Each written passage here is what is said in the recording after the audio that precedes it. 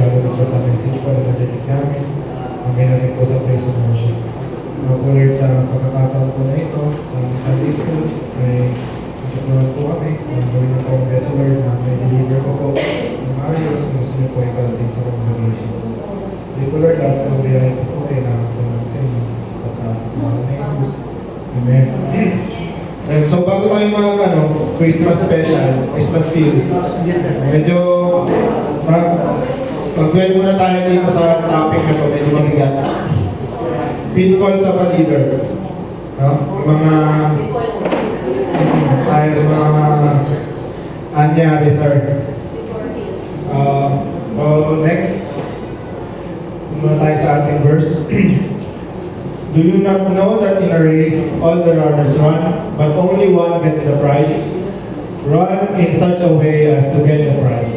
Everyone who competes in the games goes into strict training.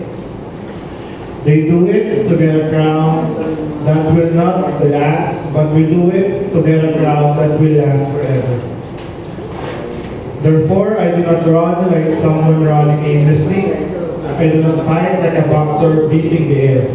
No, I strike a blow to my body and make it my slave, so that after I have preached to others, I myself will not be disqualified for the others.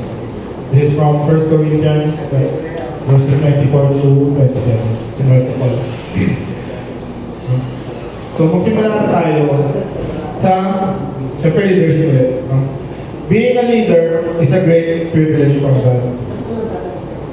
But with great privilege comes great responsibility. Parang Spider-Man na. With great power comes great responsibility. Leaders must maintain humility and discipline. Napaka-importante ko. Because influence impacts others.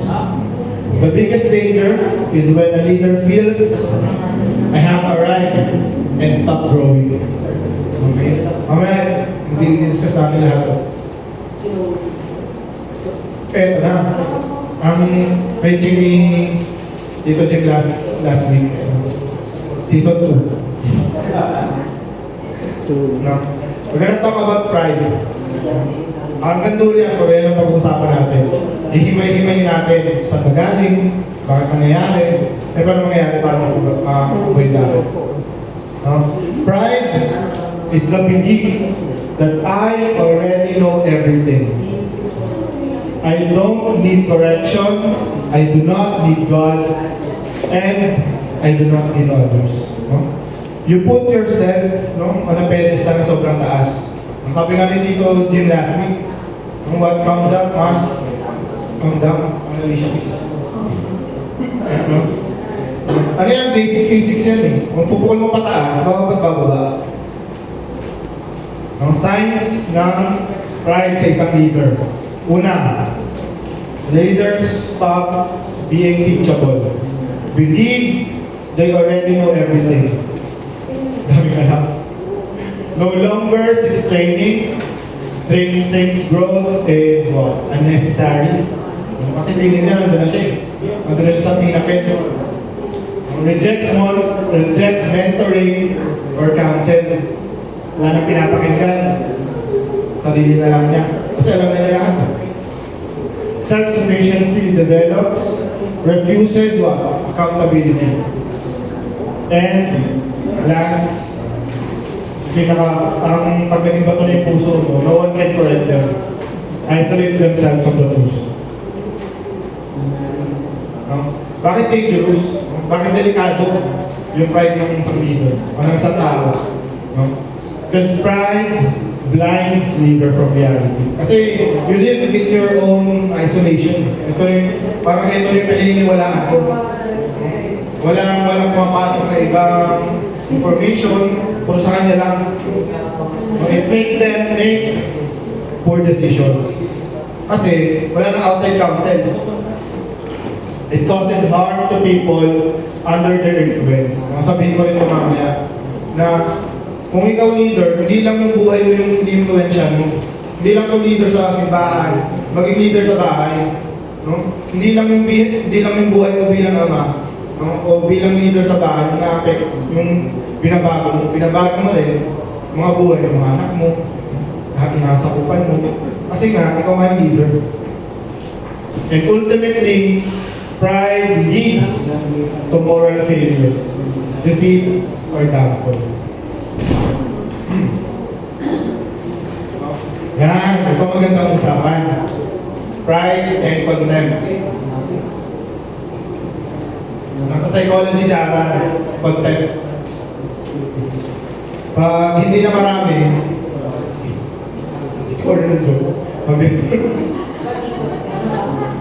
hindi na marami, at least yung music ko napatawa. Okay na.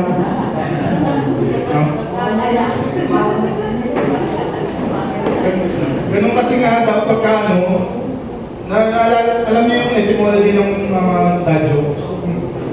Kasi before, yung mga nagsasabi kasi before yung mga jokes natin were dark, inappropriate, kaso habang tumatanda tayo, nasasabi na tao, sa pending, paubos yung mga humor na, mga natira na lang sa'yo, yung mga corny jokes. Wala na mga inappropriate, offensive.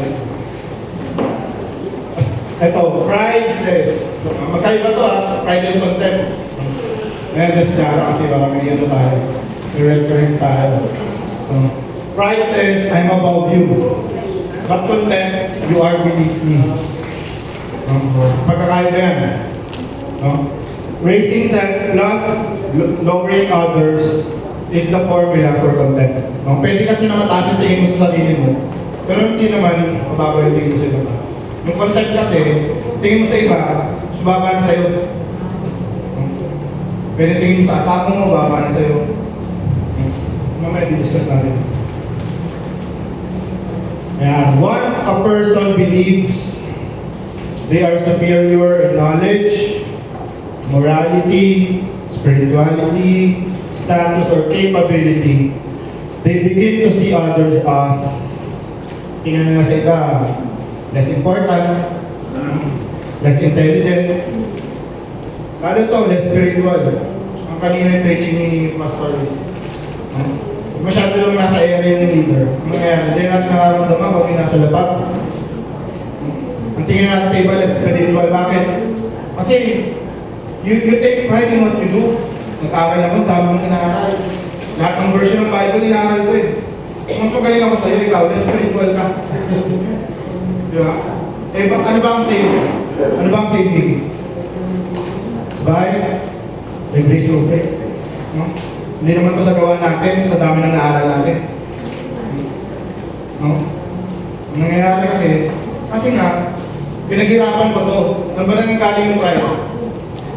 Ito kasi, nakatulad ngayon, ito yung challenge, ano yun? Ang galing talaga itong Sunday school. Kung ano yung pinagdadaanan sa buhay, papasok talaga. Kasi this experience, ito na since June wala pa ako trabaho. And this will humble you. It will humble you. Sabi ko nung dati, kasi, wala tayo, manager ka, dami kong hawak, daan taong hawak ko. Pero pag sinabi ni Lord na, wait lang, tapos ka muna. Ipahinga mo muna yung matawan ng pang. Baka mamaya umere ka na kahit sabihin mo nagsisimba ka. Yung coaching mo, iba na. Kasi tumataas na yung tingin mo eh. Hindi ka na may level. Dun sa level of coaching na kailangan ng tao. Pinababa mo na sa kanya. Bakit ganito yung hanggang? Ibig siya tulungan mo siya na dapat ganito yung gawin mo. And again, this experience humbled me. Bakit? Lahat ng ina-playan ko, ayoko mag-apply pa ba? After ko matanggal sa trabaho, ang ginawa ko, nag-aaral pa ako ulit. Kumuha akong certificate. Kasi ito yung gusto ko eh. Ito yung gusto kong makuha, ito yung gusto kong marating. Ang ginawa ni Lord, sige, tatlo ka dyan, tatlo ka. Pwede ka papas. Wala akong makuha dyan. Lahat yun, hanggang feeling ko, kuha ko na. Kalagin mo kung tuwan si Jester. Ayaw, kuha ko na. Ito na yun. Yung gusto kong trabaho, tinabaho ko eh. Tinabaho ko. Inaaral ko to eh. Experience ko to. Hindi. Makukuha yan. Yung focus mo, shift mo. Eh, hindi yung sasabi niya sa akin. Medyo siya, iniingatan niya kasi yung pride ko eh. Kaya yung approach niya sa akin ba? Baka naman, pwede ka naman siguro mag-apply ng ganito mo. Hindi, ayaw ko nun. Sayang naman, pinahirapan ko yan eh. Tapos, pababa na naman ako. Iniisip ko nun pag sarili ko. Kaya hanggang ngayon, kaya nire-rebuild ko. Nire-rebuild ko yung ano ba talagang, kasi dapat holistic eh. Hindi ka lang focus sa isa. Ang holistic yung, eto sana, by next year or, naging holistic yung approach ko. Sabi ko, kahit ano natanggapin ko na. Kasi ang tingin ko sa sarili ko, may makaka-relate dito lalo mga tatay. Ang tingin ko sa sarili ko, provider. When you're a provider, and natanggal sa iyo yung pagiging provider mo, you lose your purpose. Makakapag-agree po ba? Lalo pag ikaw yung sanay ka magpo-provide ka, and dumating yung araw na hindi ka na makapag-provide, ginagawa mo. And you question yourself, sometimes you question through prayers. Which is, hindi lang siguro sa akin masakit, sabi ko, pati si Lord nasasaktan ko. Kasi I question eh. Kasi feeling ko nawala yung purpose. And saan nag-ugat yun? Sa pride. Sa pride nagmumula lahat. And yun, through, sa mga panalangin, hindi lang ako, feeling ko, yung asawa ko. Na sana, ito yung pass na bago tatahakin natin pa, ito yung na bago kong kwento. Next. Naging MMK. Naging sa therapy. Pride makes you overvalue, no? Your opinions. Contempt makes you despise others. Pride says, my perspective is right. Pero if you're under contempt, sabihin niya, your perspective is worthless. It's toward other person. In pride is yourself. This is how proud people show contempt. They interrupt. They don't listen. They mock others' views. They mock other views. Only trust their own thinking. And eventually, they no longer disagree. They disrespect. And sometimes we listen, di ba? And when we listen, what's the purpose? Do we listen to reply? Or do we listen to understand? Minsan tanongin natin sa sarili natin. Minsan, ang haba ng sinasabi, gusto mo nang salita agad. I-understand muna. Kung mamaya hindi pa siya tapos, binala mo na agad, pwede yung point, kinuha mo sa kanya yun. Ang nangyari, nag-away pa kayo. Kasi pinamumunahan mo, kasi nga magaling ka. Ayan. And bago tayo dumating sa kay King Ahab, may nabasa akong article. Ang nagsulat na is a marriage counselor. Ang batayan niya kung bakit hindi na masave o hindi na masasave yung isang marriage. Because of one factor, that is content. Pag yung asawa is wala nang ibang nararamdaman sa partner na kundi content, alam niya na wala nang pag-asa. And paano niya yun nakikita? Doon ba sa sinasabi? It's from the reaction. Sa reaction ng kabilang partido. Mara, isa diba sa marriage counseling? Di ba nagkasalita dapat yung isa? Ang tinitingnan niya yung kabila. Dahil si Jara nagsasalita. Titingnan niya yung reaction ni CJ. Yung content, doon niya makikita. True ano? Doon sa action niya. And meron siyang isang sinabi na kapag nakita niya yun, doon sa tao na hindi nagsasalita, wala na. The smirk. Alam niyo yung smirk? S-M-I-R-K.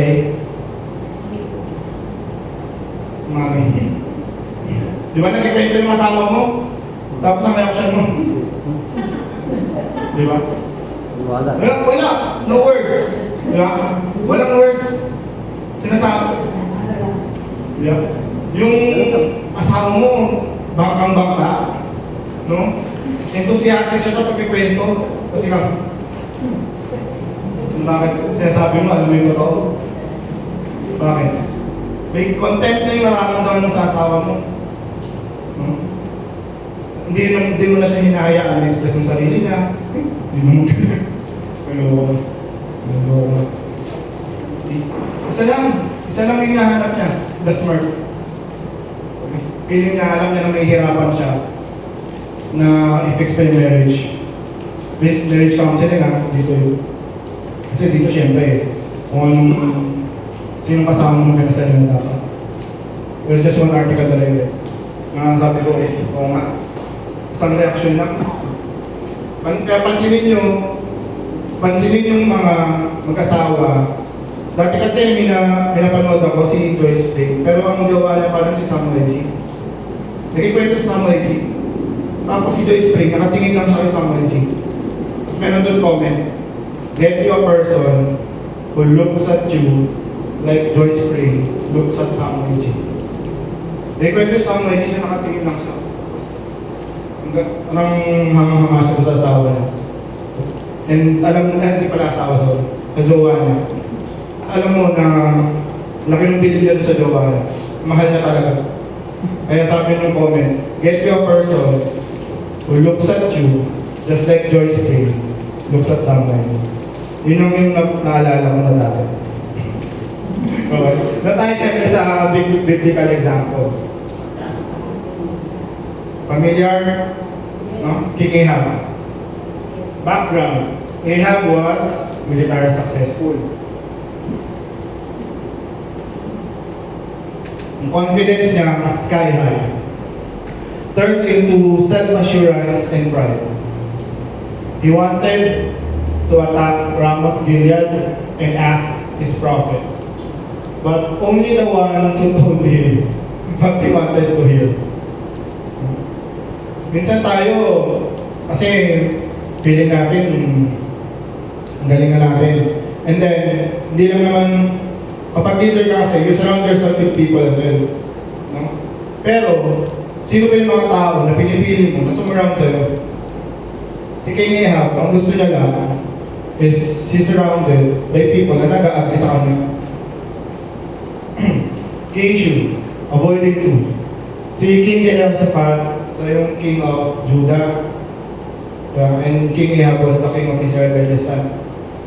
So, is there not a prophet of the Lord besides?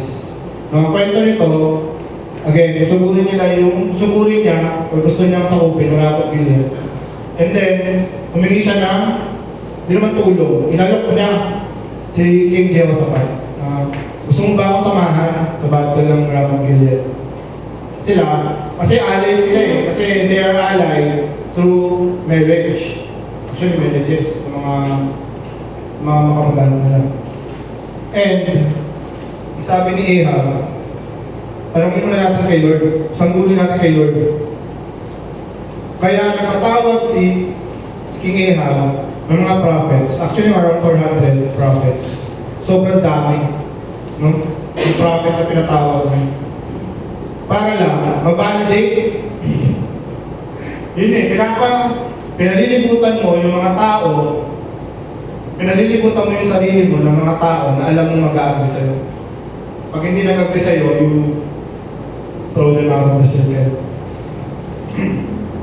And sabi ni Ahab, kasi lahat ng propeta na pinatawag ni Ahab, sabi, go! Mananalo ka dyan, bibigay yan sa'yo ni Lord. Yung battle of Ramoth Gilead, bibigay yan sa'yo ni Lord. May pala ka ni Lord. Pero pinapansin si Jehoshaphat, is there not a prophet of the Lord besides? Sino? Micaiah.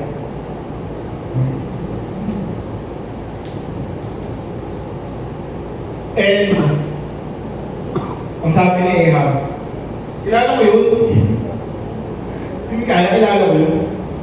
Kaso, I hate him because he never prophesies what I like. Yung mga prophecy ni Micaiah, laging kinukontra na nakakabisi.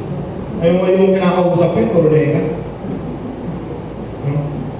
Kaya doon siya nag-a-agree lang siya, or gusto lang niya yung mga prophet na nag-a-agree sa kanya.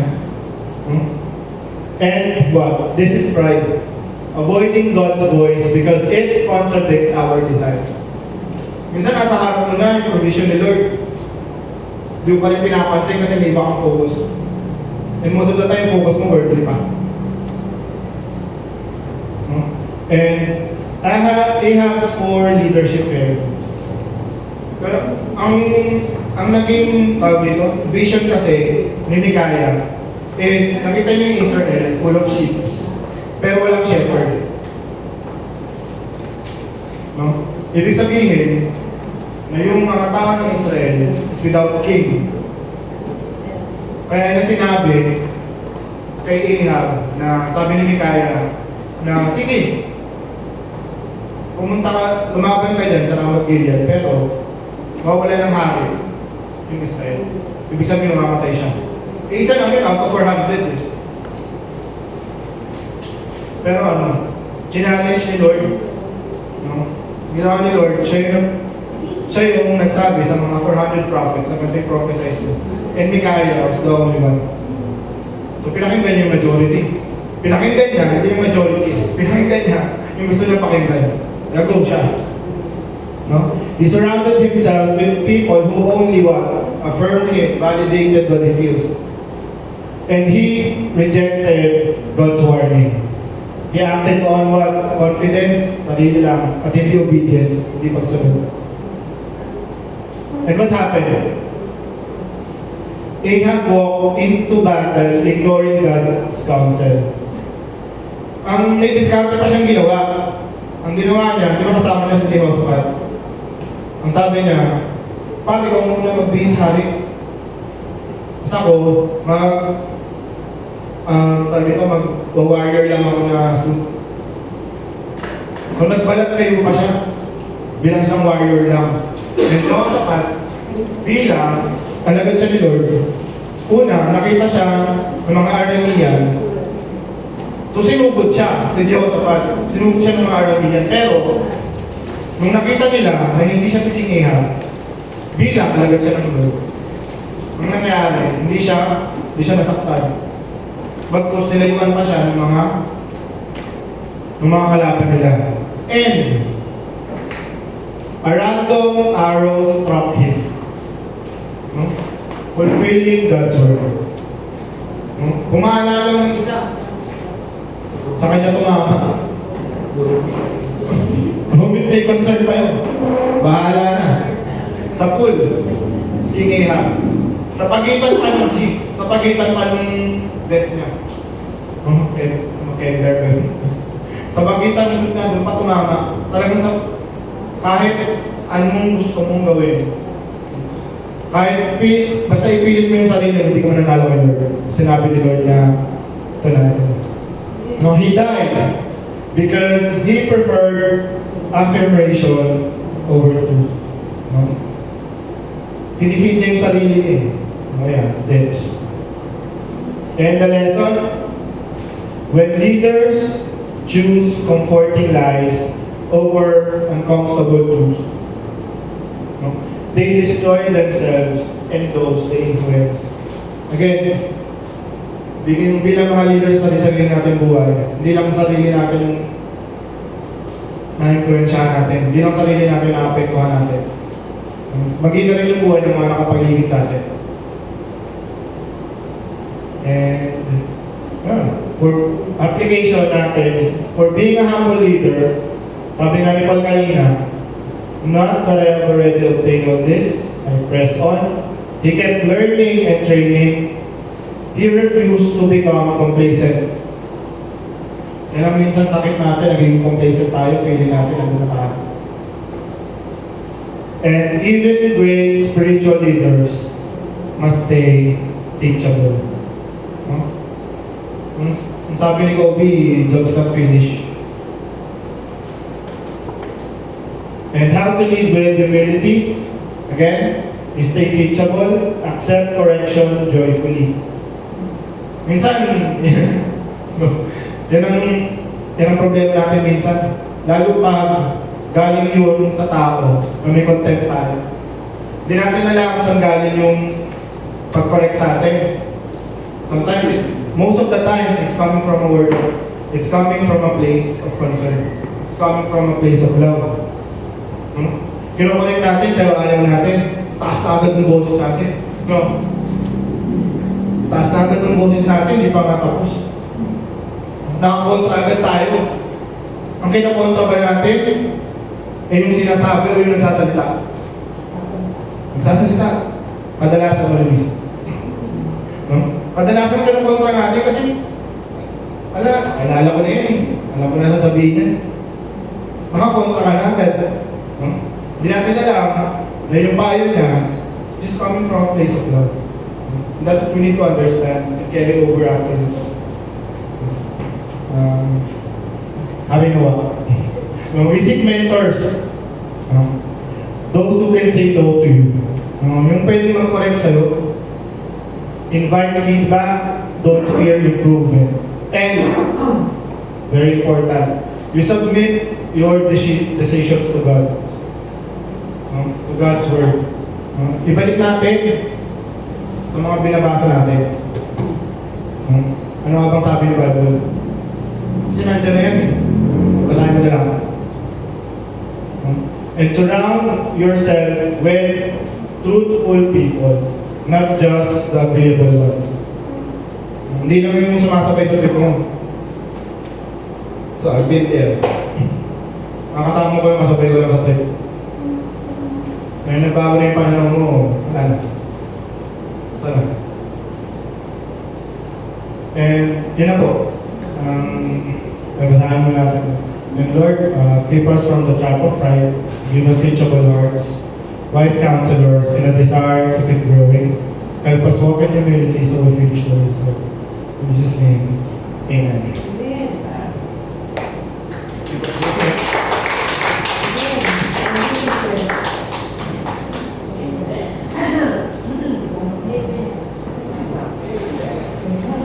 Amen.